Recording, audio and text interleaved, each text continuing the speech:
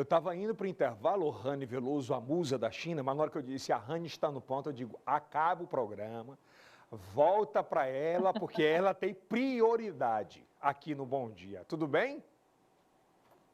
Tudo bem, Elton? Tudo bem com vocês aí no Brasil? Aqui já estamos quase no fim da segunda-feira. Segundou para a gente que está iniciando, para você está findando. Ô, Rani, daqui a pouquinho, Rani, nós vamos mostrar uma história. A Rani é uma mulher extremamente batalhadora, dinâmica, que tem revolucionado o jornalismo feminino, está na China, foi, salvo engano, é uma das únicas entre 10 brasileiras que tiveram a oportunidade de estarem aí através do mérito, né, de ter trabalhado, né, de ter feito um trabalho extraordinário, é por isso que ela recebeu essa oportunidade. Você acredita, Rani, que daqui a pouquinho nós vamos mostrar a história, me acompanha aqui, Pangaré, a história de um jovem que continua preso, inclusive, foram 30, desses 30, 24 foram liberados e 4 continuam presos. Esse menino, ele é conhecido na sua comunidade, nos seus amigos, como algoritmo. Por aí você tira o tamanho da inteligência dele, algoritmo. Ele escrevia na parede em frente à sua cadeira e com fotos, dizendo, eu vou ter esse carro, eu vou ter esse carro, eu vou viajar para esse lugar. Escrito, Rani, escrito e com fotos.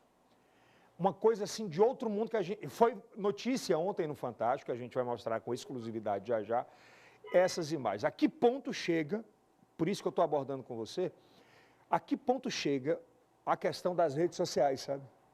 A loucura, o desespero por você ter, por você mostrar a qualquer custo. E essa história se repete, né, Rani? Se a gente puxar para o Brasil atrás, outras histórias parecidas apareceram, né? Pois é, Elton, tem gente que sabe usar a inteligência que tem, os objetivos que tem para o bem e outras pessoas para o mal. Esse caso aí... Eu não escuto a Elton, Rani, gente, aqui, Pi. vocês estão me escutando? Agora sim, Rani.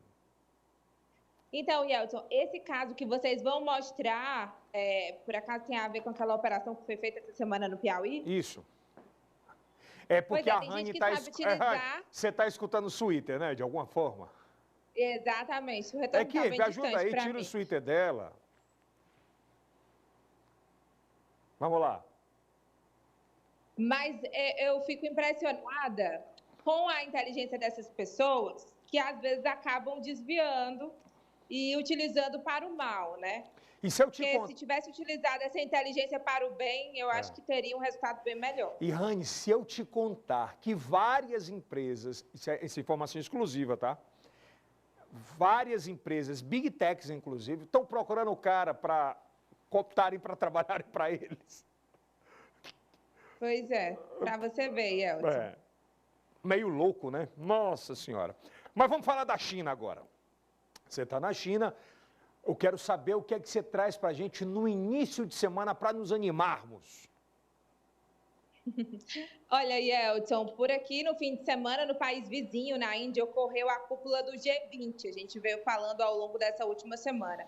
E o presidente Lula, antes de embarcar para o Brasil, falou com a imprensa pela última vez e deu declarações importantes. E, Elton, ele recuou em relação ao presidente da Rússia, Vladimir Putin, que tem um mandato de prisão aberto contra ele por crime de guerra pelo Tribunal Penal Internacional. E durante uma entrevista a um veículo de comunicação da Índia, Lula disse que se Putin fosse ao Brasil, ele não seria preso. Mas hoje, de manhã, aqui no horário da Índia, com a imprensa, Lula voltou atrás e disse que somente a justiça é quem pode decidir se Putin seria ou não preso se viajasse ao Brasil. Então, ele recuou devido às repercussões negativas dessa fala. Mas também, Elton, fez um balanço do que foi decidido no G20, porque o Brasil recebeu a presidência simbólica do grupo das maiores economias do mundo e União Europeia. Juntos, são responsáveis por 85% do PIB do mundo. E o Brasil, no ano que vem, vai sediar esse encontro no Rio de Janeiro e já escolheu, inclusive, um lema. Vai ser Juntos Construindo um Mundo Justo.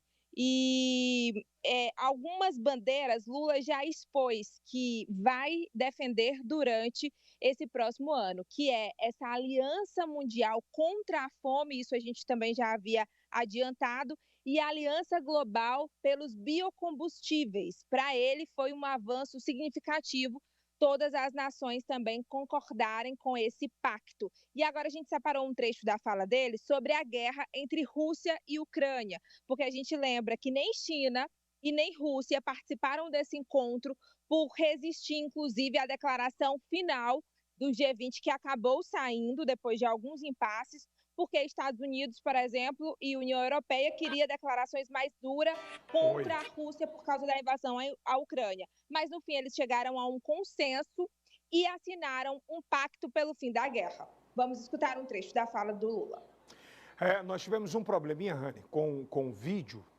Nós não vamos poder colocar no ar. Eu queria que você acrescentasse mais informações sobre o assunto.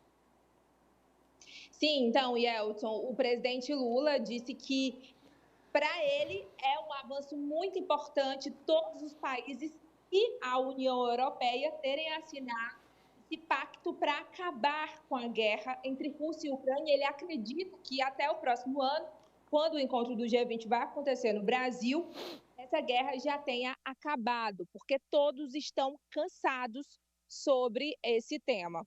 Ele também falou sobre outros casos, por exemplo, o ciclone no Rio Grande do Sul, porque ele foi criticado por não ter ido pessoalmente, mas ontem a gente também acompanhou que o vice-presidente Geraldo Alckmin foi ao local, foi ao sul do país, acompanhou, fez visitas, mas Lula recordou e lamentou as mortes e os estragos provocados por esse fenômeno natural. Além do terremoto em Marrocos, ele também citou. E também falou sobre o ex-presidente Jair Bolsonaro, um assunto frequente nos discursos de Lula, disse que não tem dúvida com as coisas que surgem constantemente de que Bolsonaro estava implicado nessa tentativa de golpe no Brasil, isso porque ele foi indagado sobre a possibilidade de delação premiada do tenente-coronel Mauro Cid, ex-ajudante de ordens de Bolsonaro.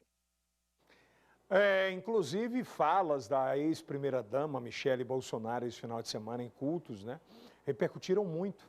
Ela falando já em perseguição, falando entre outras situações. E é o que resta, né? Não tem como.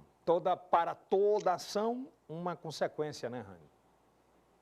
Sim, e é uma estratégia que não assusta ninguém, Elson, porque o clã Bolsonaro, ele utiliza as redes sociais muito bem e vai às redes sociais para postar coisas nesse sentido, porque a fala da Michele Bolsonaro é uma coisa que já viralizou nas redes sociais e principalmente os apoiadores do ex-presidente fazem questão de disseminar esse tipo de conteúdo. Mas também é uma coisa que já não cola mais, que a gente já sabe como é que eles agem e contra fatos e provas não há argumentos. Então, a partir do momento que vão surgindo provas, que a Polícia Federal vai deflagrando operações e vai conseguindo, quem sabe, esse acordo de delação premiada, porque a própria PF pode celebrar esse acordo, aí é que a justiça vai ter que decidir se realmente Bolsonaro ou não teve culpa. Muito obrigado, Rani Veloso. Uma ótima segunda, boa semana para você e que Deus te abençoe. E que bom que você daqui a pouquinho vai dormir, né? A gente está acordando. Olha, Elton, eu tento porque é difícil, porque quando eu tenho que enviar as coisas para ir para o Brasil, seria o horário que eu tinha que estar dormindo, mas aí eu envio e a edição fica, é isso, é aquilo, então eu tenho que ficar acordada. Todos os dias de madrugada. Eu tenho duas dúvidas em relação a você, Rani. A primeira, o que é que você está comendo aí, amiga? Eu respondo tudo. O que é que você está comendo aí? 2, você tem conseguido virar a questão do sono, né? Como é que chama? O hábito. Jet lag. O jet lag, Porque eu, quando viajo, o meu jet lag são de 5 dias. Primeiro, comida. Eu fiz foi engordar depois que eu cheguei na China. Porque Mentira! Todo mundo pensa que ela vai emagrecer, não sei o quê. Não, aqui a gente come muito, porque todos os lugares que a gente vai, eles fazem questão de preparar um banquete pra gente. E eles misturam todos os tipos de comida na mesa. Acaba que é bom, Yeltsin. Exemplo, eles gostam muito aqui de um pato laqueado. Esse pato é uma delícia. Aí eles misturam esse pato com um peixe, eles servem o peixe inteiro, porque o peixe significa abundância na mesa. Eles comem muito arroz também. Arroz é bom. Dumplings também, que é aquele bolinho de carne, eles comem muito. Agora tem umas comidas estranhas. Eles comem também muitos vegetais. Então tudo isso eu tô comendo, não tô fazendo nenhuma seleção, não. Sobre o sono...